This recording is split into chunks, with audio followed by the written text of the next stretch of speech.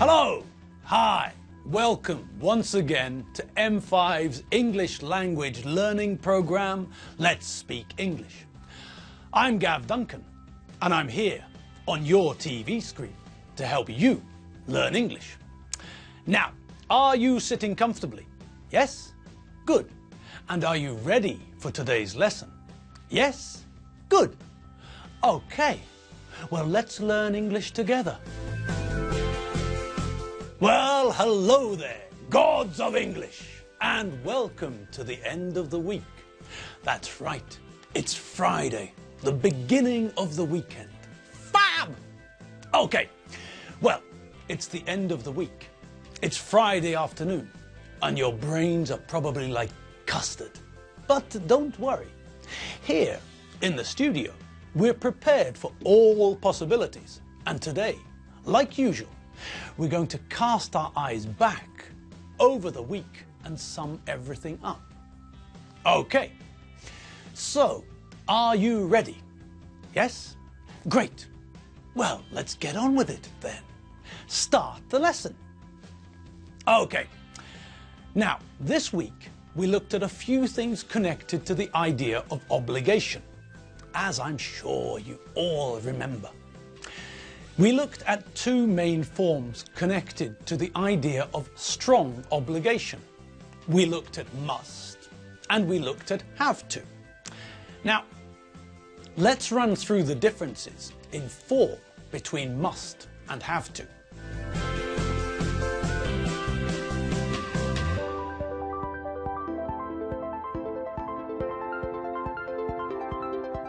Okay, so when we use have to, we have to conjugate the verb to have.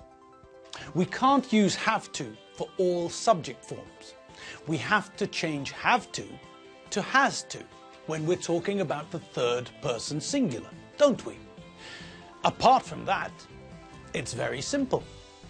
We use have to with I, you, we, you and they, and we use has to with he, she and it. Simple. When we use have to, we start with the subject.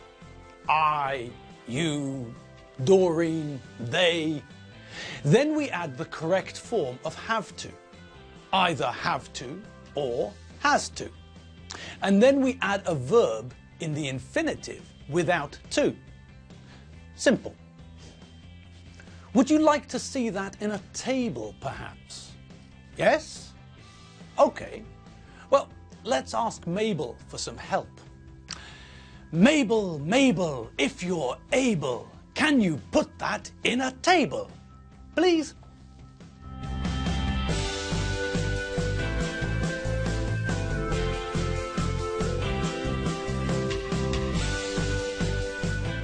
Okay. Thanks, Mabel. Good. Now, is there anything there which is new? Some new vocabulary, perhaps? Well, let's just check. To do your homework. Simple. To do your homework is to complete your homework, to finish your homework.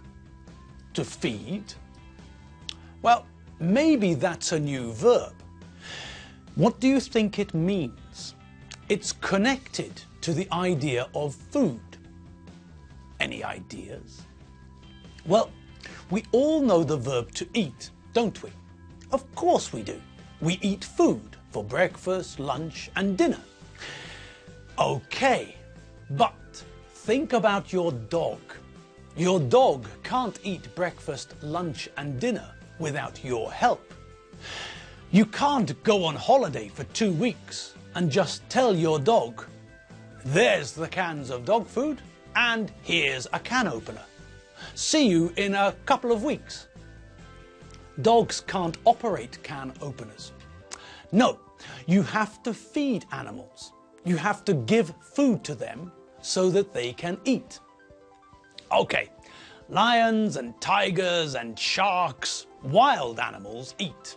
They find food, kill it and eat it.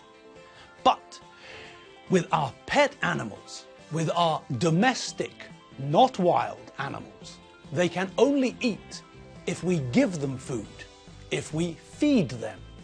So, to feed someone or something is to give food to that person or thing.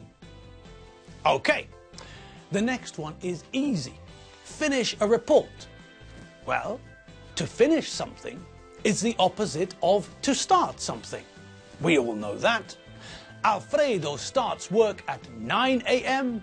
and he finishes at 5 p.m. We start our lessons together at 3:30 p.m. every weekday, and the lessons finish about 15 minutes later. Okay, next. Go, simple. Next, calculate. Okay. Now, to calculate is something we often see with mathematics. Another word for calculate is compute or work out. And if you think about what we do with computers and calculators, then it should be clear. We use a computer to compute things, to calculate different things and save us time. The computer works out things faster than us, and we save time. The calculator does the same. We can work out basic mathematics like 23 multiplied by 45, but the calculator can work out mathematics faster than we can. It's a machine for calculating or working out the answers to mathematical problems. It determines the answer. It works it out logically. So to calculate is to work something out logically. Okay, next. What have we got next? Clean? Easy. If something is dirty, we have to clean it. After we drink our coffee, we wash up the coffee cup to clean it. When we have a shower, why do we have a shower? That's right, to clean ourselves, to remove the dirt from our bodies. When we wash our hair, we use shampoo to clean our hair. Next, get. Well, get is a verb we use all the time. It's a synonym for receive. I got a letter this morning means the same as I received a letter this morning. For example, if someone wins an Olympic final, they get a gold Olympic medal. In the sentence, you have to get some petrol. The verb get is communicating the idea that you have to go somewhere and pick up or obtain some petrol. You have to get some petrol means that we need some petrol and you're going to go and collect the petrol. Next, the last one. They have to pack their bags. Okay. Now, to pack your bags is something we do before we travel. When you're getting ready to go on holiday, you choose or select the things you want to take with you, and then you pack them into your bag or your suitcase. You fill your bag or suitcase with the items you want to take with you. Simple.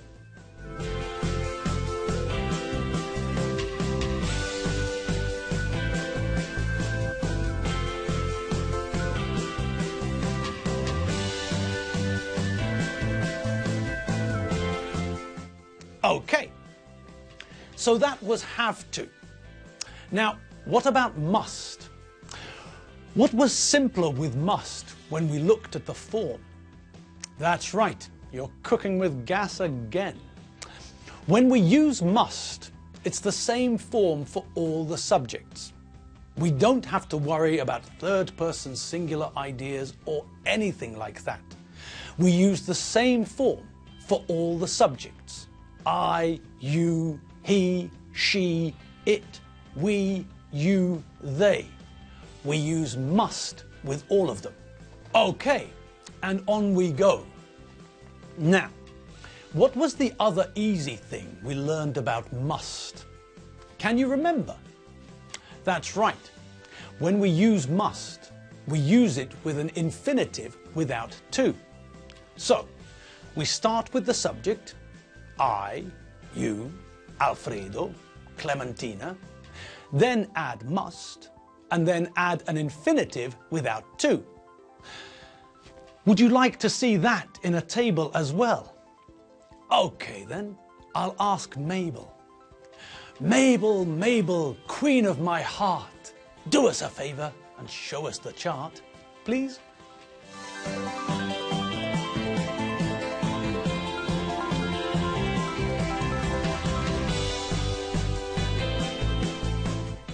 Okay, great.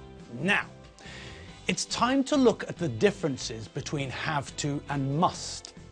We know that they both mean strong obligation, but we also remember that must can be dangerous. People feel that must is aggressive, and when you use it with some people, they feel it is a challenge and they will become aggressive back. So, it's easier to follow the golden rule. Use must with yourself. If you choose to be aggressive with yourself, it's not a problem.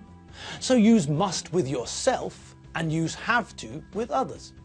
Simple. Okay, now, what else did we look at this week? That's right, we had another look at comparative and superlative adjectives. Shall we bung all of that information into a table for you? Does that sound like a good idea? Okay then. Mabel, USB cable. Can you present those words in a table, please?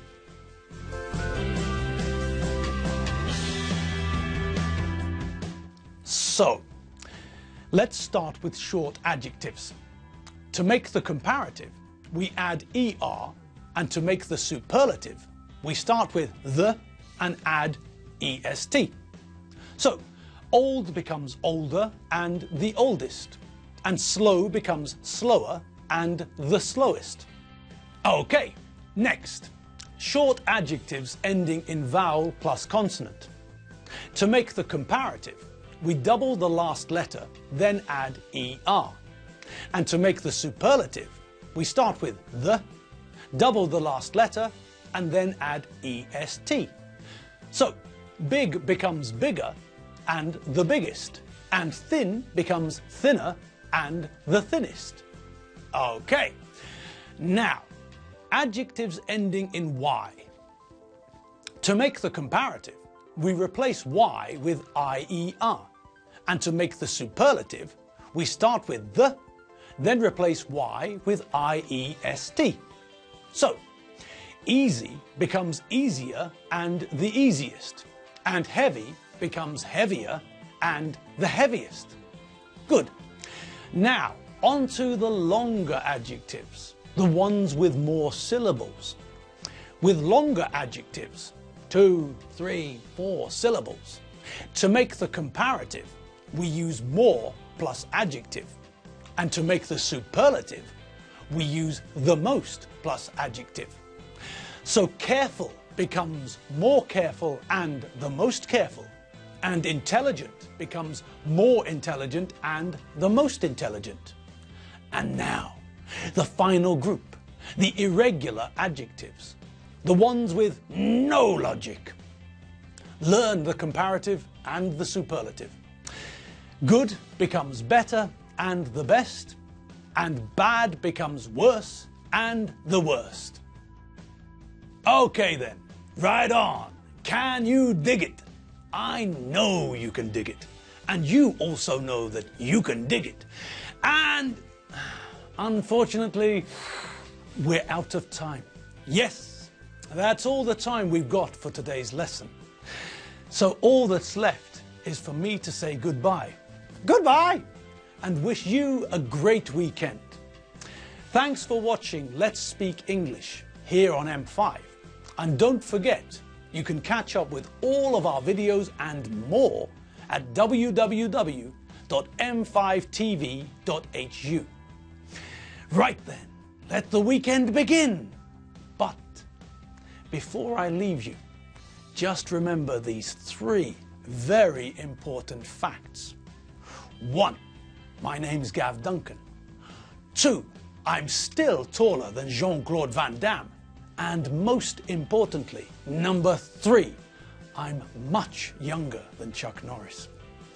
I'll see you all next time. Thanks for watching. See you later. Bye.